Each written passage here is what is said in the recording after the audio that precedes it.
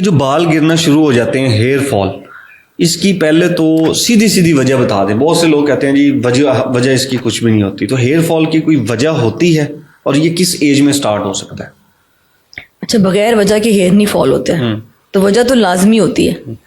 कुछ लोगों की जेनेटिक फैक्टर होता है, यानी कि विरासती उनके बाल जो उनसे है ना वो वीक हो रहे हैं, जिसको हम एंड्रोजेनेटिक एलोपेशिया कहते हैं, आम जबान में कहते हैं जी विरासती बाल जड़, जिसमें मर्दों के दरमियान वाले एरिया के बाल गिर जाते हैं और खवातीन में पूरे सर से बाल गिर रहे होते हैं और सेंटर जो उनकी एक मांग होती है ना वो चौड़ी होने लग जाती है।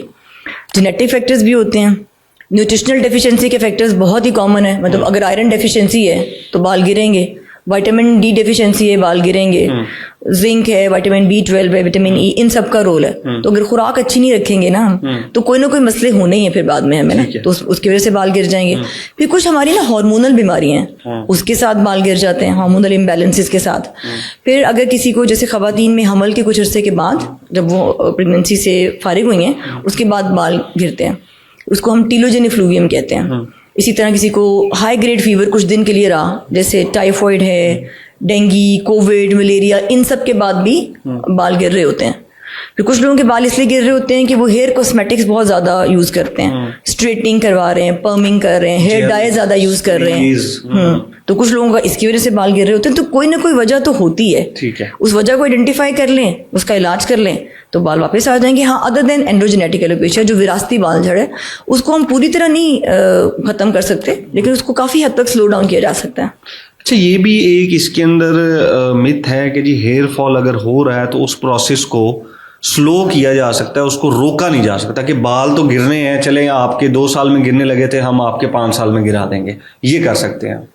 अच्छा, ये उसके लिए जो एंड्रोजेनेटिक एलोपेशिया यानी इनकी विरासती बाल झड़ में ये है ना, उसको आप 100% फुल स्टॉप नहीं कर सकते, ठीक है, उसके प्रोसेस को आप स्लो डाउन कर सकते हैं, बिल्कुल जैसे आपने भी कहा। लेकिन हेयर फॉल की और बहुत सारी वजूहात हैं, ठीक है। हेयर फॉल तो इवन फंगस की वजह से भी एक जगह पे आ जाएगा ना, तो फंगस ठीक होगी तो वो सारा का सारा हेयर वापस आ जाएगा ना।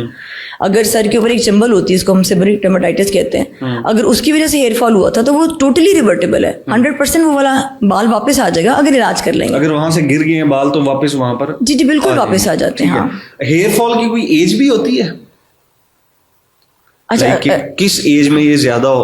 आप कौन सा हेयर फॉल की बात करें? आप जेनेटिक की बात कर रहा हूँ और दूसरे की भी बात, ठीक है। अच्छा, देखिए दोनों पैरेलल लेके देखिए ये कि जैसे अगर बालों की या सर की जिल्द की फंगस है तो वो तो आमतौर पे बच्चों में ही ज्यादा कॉमन है, ठीक है। तो फंगल इन्फेक्शन के साथ जो बाल गिर रहा है वो तो आमतौर पर हमें बच्चों में ज्यादा मिलता है। 10-12 साल तक के बच्चों में, छोटे से शुरू करके, उनमें वो बाल ज्यादा गिरे हुए होते हैं, तो वो बिल्कुल ठीक हो जाते हैं। आप जब इलाज करेंगे वो बिल्कुल ठीक हो जाएंगे।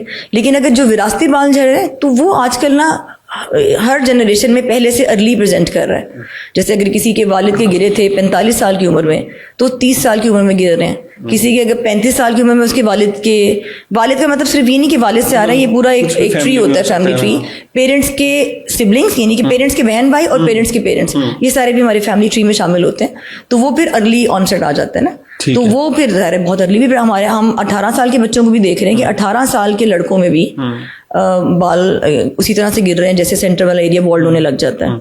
अब 2 किस्म के हेयर फॉल हो रहे हैं, एक विरासती आप बता रही हैं और एक आप कह रही हैं कि कोई डेफिशिएंसी हो गई है या कोई वहां पर इन्फ्लेमेशन हो गई है तो उसके या बीमारी हो गई है कुछ इस तरह का। अब ट्रीटमेंट दोनों के लिए सेम है, अलग है, क्या है? बिल्कुल अलग है। अच्छा, जिस वजह से हो रही है उसका ट्रीटमेंट करना है ना। क्या है ट्रीटमेंट? अच्छा, विरासती के लिए डिफरेंट चीजें हैं। उसके लिए एक तो ये कि विरासती फैक्टर को तो हम कंट्रोल नहीं कर सकते, लेकिन अगर साथ में डेंड्रफ है तो वो तो कंट्रोल हो सकती है।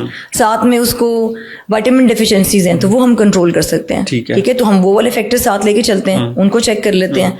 कुछ सप्लीमेंट्स होते हैं जो रिक्वायर्ड हैं तो हम दे देते हैं, जिनका हेयर ग्रोथ में प्रूवन रोल है, ठीक है, वो ऐड कर लेते हैं। फिर लगाने वाले स्प्रेज होते हैं, कुछ खाने वाली दवाइयाँ होती हैं, फिर इसके लिए PRPs हैं, स्टेम सेल थेरेपीज हैं, एक्सोसोम्स हैं, स्कैल्प थ्रेड्स हैं, बहुत सारी ऑप्शंस हैं।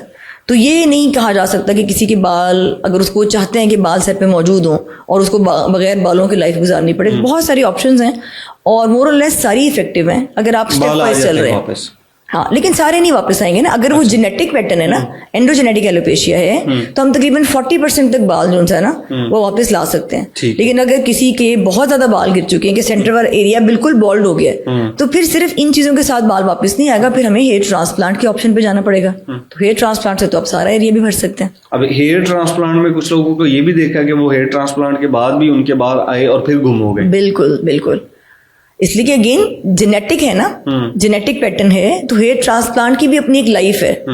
12-14 साल एवरेज है, कुछ लोगों के 5 साल बाद गिर जाते हैं। फिर अगेन कि हेयर ट्रांसप्लांट आपने क्वालिफाइड बंदे से करवाया या नहीं कराया, और हेयर ट्रांसप्लांट के साथ साथ फिर कुछ ट्रिगर्स थे, आपकी डेफिशिएंसीज है वो कवर नहीं की, उसकी वजह से बाल गिर जाएंगे। फिर कुछ चीजें होती हैं हम साथ में गाइड कर देते हैं कि कुछ हेयर ग्रोथ के ना एक्टिवेटर सीरम होते हैं कि हेयर ट्रांसप्लांट के बाद भी अगर आप वो लगाते रहें हफ्ते में 2 बार 3 बार, ऐसा सीरम जो बालों की ग्रोथ को एक्टिवेट कर रहा है, उसमें डिफरेंट विटामिन बेस्ड कुछ ग्रोथ एक्टिवेटर्स होते हैं, तो उसके साथ फिर आप हेयर ट्रांसप्लांट की लाइफ को बढ़ा सकते हैं। ठीक है, ये तो हो गया विरासती में। और अब कोई डेफिशिएंसी है न्यूट्रिशन की या कोई बीमारी की वजह से हो रहा है, उसमें क्या फिर ट्रीटमेंट होता है? जी, उसमें बड़ा कॉमन, जैसे मैंने कहा ना, टीलोजेनिक फ्लूवियम बहुत कॉमन प्रेजेंट करता है। जैसे किसी को टाइफाइड हुआ, 3-4 महीने बाद उनके एक्सेसिव हेयर फॉल हुआ, गुच्छों की शक्ल में शॉप पर भर भर के पेशेंट लेके आते हैं। अच्छा। लेकिन यूजुअली हम 6 मंथ्स की ट्रीटमेंट के अंदर अंदर वो रिवर्ट हो जाता है। हाँ, अगर कोई और इशू नहीं था उसकी वजह से हुआ, उसमें सारे हम कुछ खाने के विटामिन देते हैं, लगाने की चीजें देते हैं, एट टाइम्स पीआरपी भी ऐड कर लेते हैं, क्योंकि हर एक की अपनी हीलिंग रिस्पॉन्स, किसी का स्लो होता है, किसी का जल्दी होता है। डाइट को भी बेहतर करने का कहते हैं, तो वो बेहतर हो जाएगा। अगर हार्मोनल इम्बैलेंस की वजह से, जैसे थायराइड हाइपो या हाइपरथायराइडिज्म है, उसके साथ हो जाएगा। पॉलीसिस्टिक ओवेरियन सिंड्रोम के साथ हेयर फॉल हो रहा होता है, तो अगर हार्मोन की वजह से है तो उस हार्मोन को जब कंट्रोल करेंगे और कोई और वजह नहीं थी, हार्मोन आपने बेहतर कर लिया, तो वो बाल फिर वापस आ जाते हैं, वापस आ जाएंगे।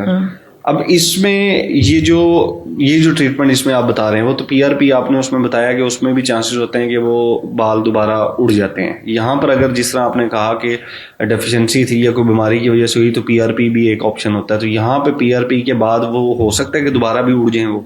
अच्छा, तो देखिए, बीमारी का जितनी भी बीमारी वाली हमने कॉजेज की है ना, डेफिशिएंसीज, इंटरनल डिजीजेज या स्किन की, जिल्द के ऊपर की डिजीजेज, ठीक है, उसका डायरेक्ट इलाज बिल्कुल भी पीआरपी नहीं है। देखिए, ये तो इतनी क्वैकरी है, लोग आते हैं जिल्द बाद में चेक करो सर के अंदर और कुछ नहीं तो लीखें मौजूद होती हैं, जिसको हम पेडिक्लोसिस कहते हैं, मतलब जुएं होना बड़ा कॉमन है।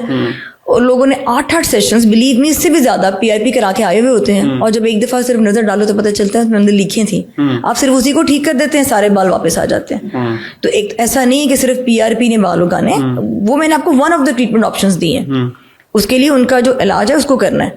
अगर वो मसला दोबारा नहीं आएगा तो बाल नहीं झड़ेंगे। अगर वो मसला दोबारा आ जाए, कोई इन्फेक्शन है, अगर दोबारा हो गई तो फिर उसके साथ दोबारा बाल गिर सकते हैं। ठीक हो गया, thank you so much. Welcome.